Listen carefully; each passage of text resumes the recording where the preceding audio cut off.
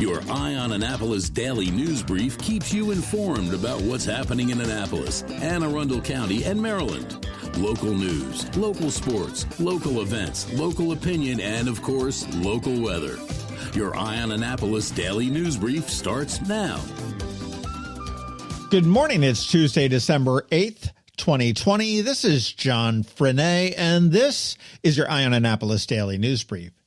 This story broke yesterday morning just after we released the daily news brief, but former Senator Paul Sarbanes, who was a staunch defender of the Chesapeake Bay and a great champion of Maryland, passed away on Sunday. His death was announced by his son, U.S. Representative John Sarbanes. My father, Senator Paul S. Sarbanes, passed away peacefully this evening in Baltimore. Our family is grateful to know that we have the support of Marylanders who meant so much to him and to whom he was honored to serve. Sarbanes was elected to the Maryland House of Delegates back in 1966. In 1971, he was elected to the U.S. House of Representatives, actually in the seat that his son now holds, and he moved on to the Senate for a 30-year career in 1977, retiring in 2007. Sarbanes was 87.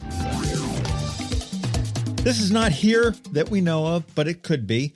Police in Howard County are warning parents about several sextortion incidents involving minors. Basically, what's happening is that children are finding a new online, quote, friend who persuades the child to give that friend explicit photos and then threatens to release the photos unless a payment is made. In one instance, the child involved was only 9 years old, and police do say that just with the amount of online learning and online activity we're having now, parents should remind their children that pictures or videos uploaded can remain there permanently. And in a statement to their Facebook page, they said child predators use the internet as a convenient and anonymous way to gain access to children when they think parents aren't looking. So it's important to be active in monitoring your child's use of the internet and talk to them about how to stay safe. Again, this is in Howard County. I'm not sure if it's here in Anne Arundel County, but parents always, please make sure your children are using the internet responsibly.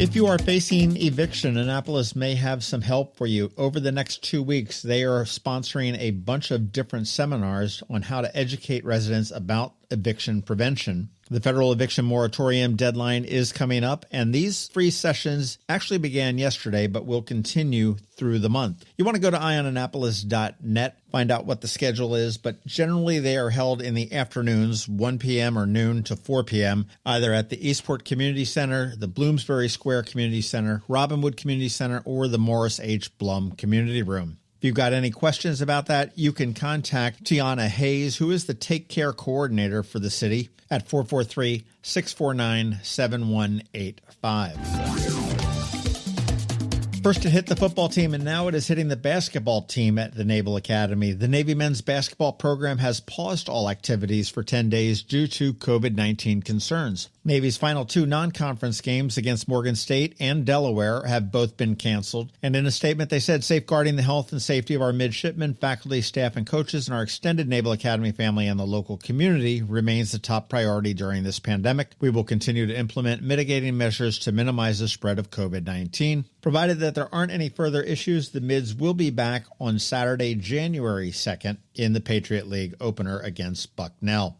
In another sports news, the only fan in the stands for this Saturday's Army-Navy game, aside from the midshipmen and the Corps of Cadets, will be President Trump. And in some COVID news, Governor Hogan is holding a news conference a little bit later on today at 4 p.m. to update everybody on how vaccines are going to be distributed in Maryland. We will have that information, obviously, tomorrow.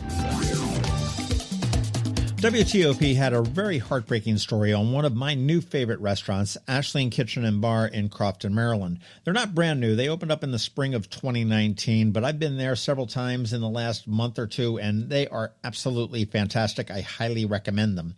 Prior to COVID, they were doing wonderfully. Business was booming. The catering side of their business was very robust. And all of a sudden, when COVID hit, like every other restaurant, their business essentially shuttered.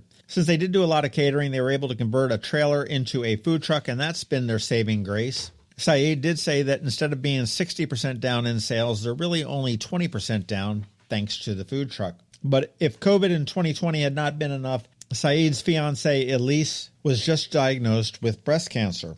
They said that Saeed had gone to give Elise a big hug, and she experienced unusual pain. They went and got it checked out, and now The couple is struggling to keep their business open. Make sure Saeed's children, as well as Elise, are safe. But Saeed has such a great outlook on life.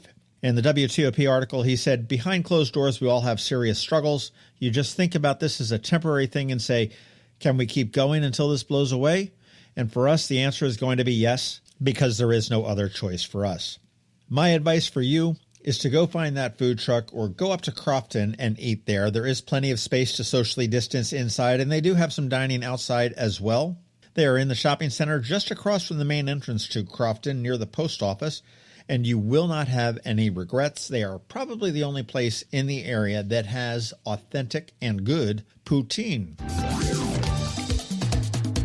All right, that does wrap it up for us today. Please make sure you're checking out eyeonannapolis.net for updates to these stories and more. Later on this afternoon, we will have the information from Governor Hogan. If you are someplace you can leave us a rating or a review, please do that, and make sure all your friends, family, and colleagues know how to get a hold of us. Other than that, you need to hang tight. We've got George Young standing by with your local DCMDVA weather forecast. All of that's coming up in just 1 minute, but here is Rick Peters from Solar Energy Services. Hello, energy consumers. This is Rick Peters, president of Solar Energy Services, with your Clean Energy Minute. Does your home experience power outages? Or maybe you're concerned about energy resilience in general? If so, that's another great reason to consider clean, quiet solar-powered energy with battery backup. You may have heard residential solar adoption has rapidly increased during the pandemic for multiple reasons, and many homeowners, like yourself, are adding battery backup and electric vehicle charging to their solar projects. And with Maryland's residential energy storage income tax credit, along with the federal tax credit for batteries when paired with solar, the economics are quite compelling, and that secure feeling is even better. So whether you're looking for clean energy, energy resilience, or overall peace of mind with solar energy, we can help. To schedule a free solar design, call us today at 410-923-6090 or on the web at solarsaves.net. But hurry, sunshine's a-wasting. Sunshine, sunshine, nothing else can make me feel so fine. When you live near Annapolis, you know how fickle the weather can be. So you need a truly local forecast that's accurate and reliable. Forecast right here in Annapolis. DCMDVA weather is not just for today, but for the rest of the week and the weekend too. Now here's George Young of DCMDVA weather with the weather outlook for today and beyond. Hey everyone, this is George with DCMDVA Weather, and this is your Eye on Annapolis forecast for Tuesday, December 8th. Yesterday kicked off the work and school week in cold fashion, and today will follow suit, with highs again only in the 40s, along with breezy winds gusting over 20 miles per hour at times. More 40s expected Wednesday before sunshine and 50s both Thursday and Friday, with temps warming a bit Saturday to near 60 degrees for afternoon highs, but clouds will be on the increase ahead of some late night showers lasting into Sunday morning, with highs again Sunday in the 55 to 60 degree range. Okay, that's it for today. This is George Young of DCMDVA Weather. Make it a great day out there. Stay healthy and be safe.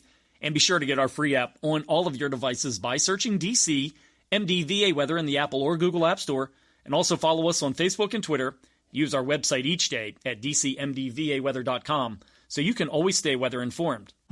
Another moving moment from Kristi Neidhardt of the Kristi Neidhardt Team from Northrop Realty, a Long and Foster company. Going through a real estate home sale or purchase is a very personal and sometimes stressful experience. Hi, I'm Kristi Neidhardt.